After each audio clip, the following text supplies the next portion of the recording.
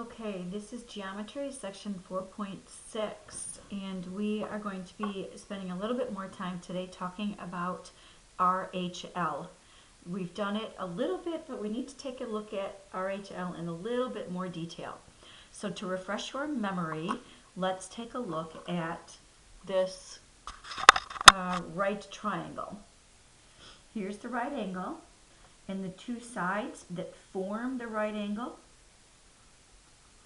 those are the legs. That third side here, which is opposite the triangle, straight across from the right angle, that's the hypotenuse.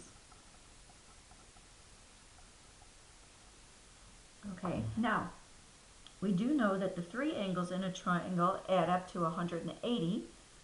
If this one's 90, that means that these two over here have to add up to be 90, which means that they are complementary. The two acute angles in a right triangle add up to be 90, so they are complementary.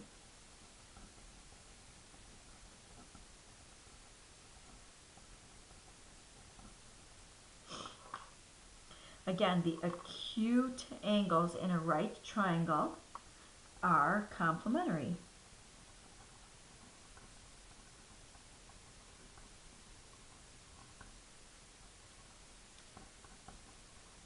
They add up to 90.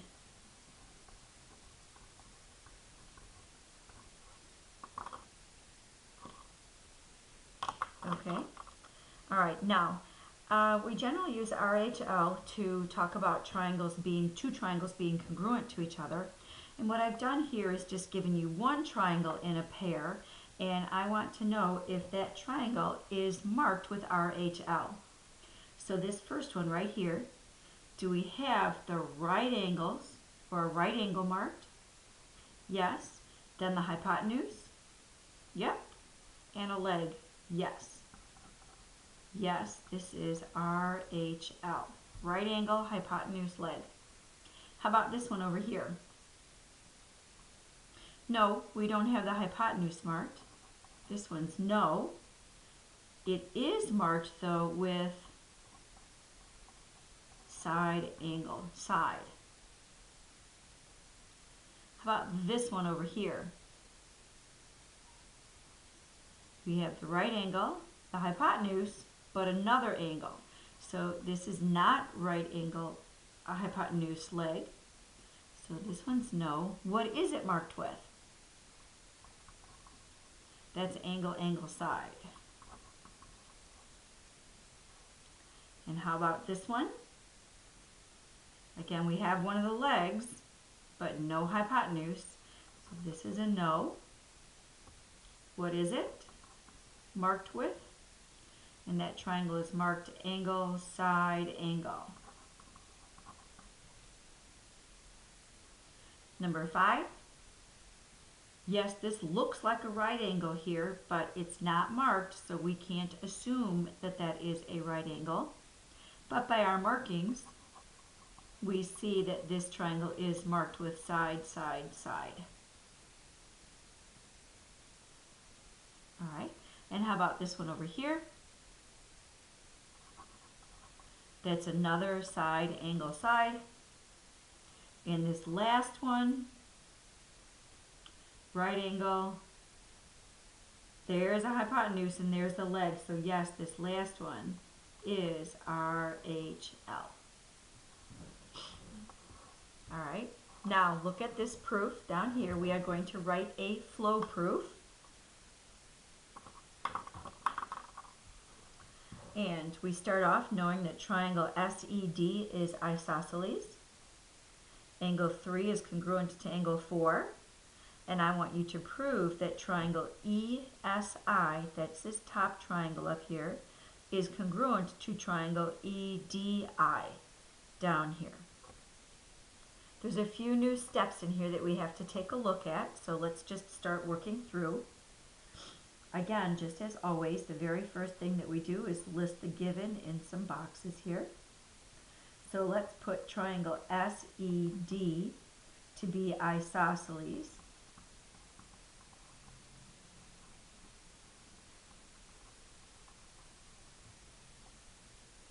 if that triangle is isosceles, that tells us that these two sides are congruent. So right there, we can take that branch and get that segment SE is congruent to segment DE, because if isosceles triangle, then two congruent segments. All right. So I've pretty much taken that one branch of given and gone to a congruence segment here. So we'll start on the next branch of the given. Angle 3 congruent to angle 4, given. Now, we don't know right now that they are right angles. They look like right angles, but we don't know that for sure, so we are going to mark them congruent. I did not put the right angle box in there. But there is something else we can read about angle 3 and angle 4. Aren't they supplementary because they're a linear pair? I can squeeze that in here. Angle 3 and angle 4 are supplementary. And the reason there is if linear pair,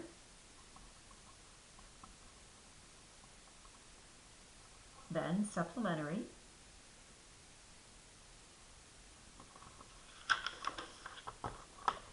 My paper's getting caught on a cord here. Hold on. There we go. That's better. All right. Now, these two kind of are going to go together here. And if these two are congruent and they're supplementary, which means they add up to 90, then they have to be right angles. So we'll pull this together. Angle 3 and angle 4 are right angles. And this is a new reason for us, and here's what it says. If two supplementary angles are congruent, then they are right angles.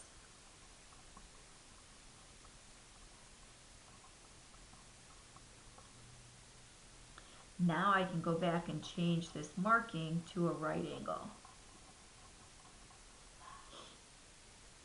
All right, one more thing. We're trying to get these triangles congruent. What do you see? Yes, we have this reflexive piece here.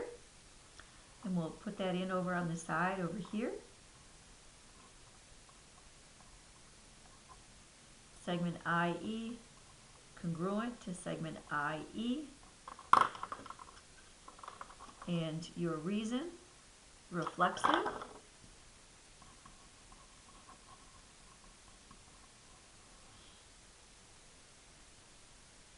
All right.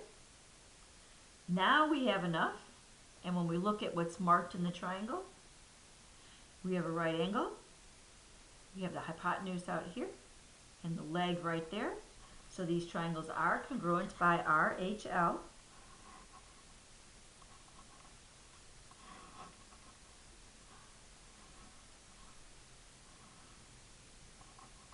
Triangle ESI congruent to triangle EDI. RHL. This SE to DE. SE to DE, that's the hypotenuse. The angles, that's the right angle. And this IE to IE, that's the leg. And there we go. Take a look at these last two problems over here. We've got some algebra going on in these two problems. I want you to solve for x and y so that the triangles are congruent by RHL. In order for those triangles to be congruent, we already have the right angles, and we need to have the hypotenuses to be congruent, and we also need the legs to be congruent. For the hypotenuses to be congruent, that's this one right here, that says that x has to be 2y plus 5. Oh, and that's a little bit of a problem because we have mixed variables here. And that's okay, we'll handle it in a moment. The legs, that y plus 1, has to be congruent to that x minus 8. All right, now, since this equation is solved for x, could we take this 2y plus 5 right here and put it over into the other equation for the x? So that we'll have y plus 1 equals x, but x is this 2y plus a 5, and then minus the 8. Solving like normal, now we have all y's. I'm going to combine like terms over here. That's 2y minus a 3. I'm going to subtract the 2y. That's going to give me opposite y plus 1 is a negative 3. Subtract the 1. Negative y is negative 4. So y is 4. There's one of the pieces. All right, now if y is 4, could we take that 4 and put it right back up here for x? So we'll have x equals 2 times y, which is 4, plus a 5. And x is 8 plus 5. X is 13. There we go. X is 13 and y is 4. Done.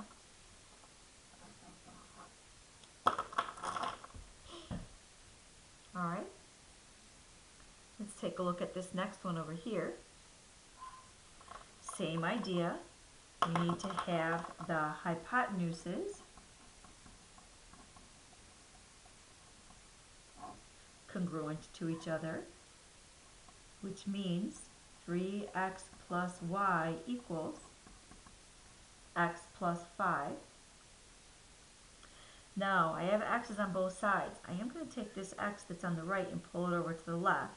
So that'll give us a 2x plus a y equals 5. And then we're stuck. We have one equation and two variables. So let's come over here and look at the legs. The legs say x minus y equals y plus a 5. All right, now we've got the x's and y's, or the y's, I'm sorry, on both sides. Why don't we take this y and add it over to the other side so that we'll have x is 2y plus a 5. Now, take this 2y plus 5 right over here that's equal to x, and let's put that right over here for that x. Now be careful with the parentheses here. We need 2, and then x. That x is 2y plus a 5. Now plus y equals 5. Distribute the 2 through.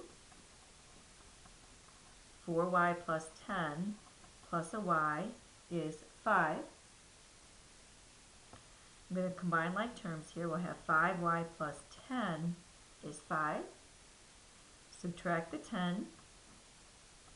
5y is negative 5. And y is negative 1. Once we have this y is negative 1, we're going to take that negative 1 and plug it right back up here for that y. So we'll have x equals 2 times y, which is negative 1, and then plus a 5. X equals negative 2 plus 5, which is 3. So our final answer here, x is 3, y equals -1. All right, thank you for listening. Thank you for being careful and taking your notes. Just a reminder, quiz tomorrow on sections 4.4 through 4.6. Any time that's left today, please go ahead and work on your section 4.6 homework. See you all tomorrow.